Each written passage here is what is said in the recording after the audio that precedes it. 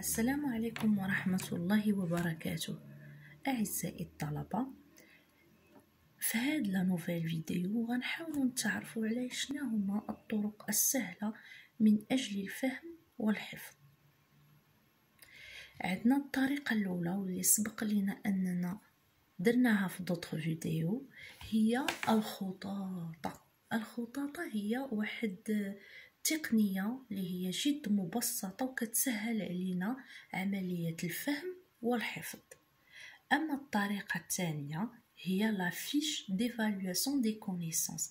هاد لا فيش ديفالواسيون دي كونيسونس كنديرو فيها مجموعة من الأسئلة اللي كتخص لو كور ديالنا، وملي كنبداو نديروا هاد لي كيسيون ونحاولوا الاجابه عليهم بطريقه صحيحه، واخا كيكون انك تقدر تغلط في شي سؤال ولا هذه ماشي مشكل، المهم تجاوب على لي كيسيون. علاش؟ هاد الاجابه على الاسئله ومختلف الاسئله كتحيد لك الدهشه في الامتحان، ما كتبقاش مخلوع كتقول ناري غيتحط ليا واحد لا كيسيون وما غنعرفش نجاوب عليها. لا، او ناري حافظ مزيان ولا ما حافظتش مزيان، ناري واش عقلت على لو كور ولا ما عقلتش عليه. نو، كتحيد لك هاد الدهشه.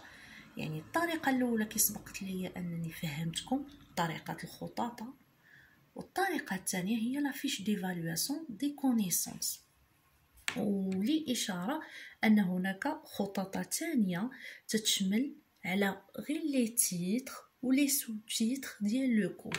علاش؟ باش كتبقاو عاقلين علاش كيدوي هاد لو كور، ماشي تدخلوا الامتحان ناري صافي تنسى لي التيتر ديال لو شابيتر فلان فلاني. لا، كيخصكم تضبطوا المسائل ديالكم. علاش؟ هاد الطريقه ديال الخطاطه هي تقنيه رائعه في ضبط المعلومات.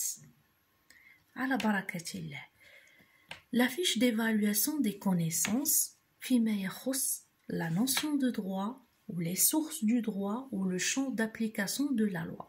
هاد ثلاثة ديال التيتر سبق ليا انني درت دي فيديو عليهم وشرحت لكم فيهم في de quoi il s'agit exactement. D'accord? على بركة الله. La première question: préciser la différence essentielle entre droit objectif et droit subjectif. Citer d'autres exemples de droits reconnus aux personnes. Question 2. Expliquer le caractère complémentaire des divisions du droit. Question 3. Citer quelques exemples de branches de droit et dites s'il s'agit de droit interne ou international, privé ou public. Question 4.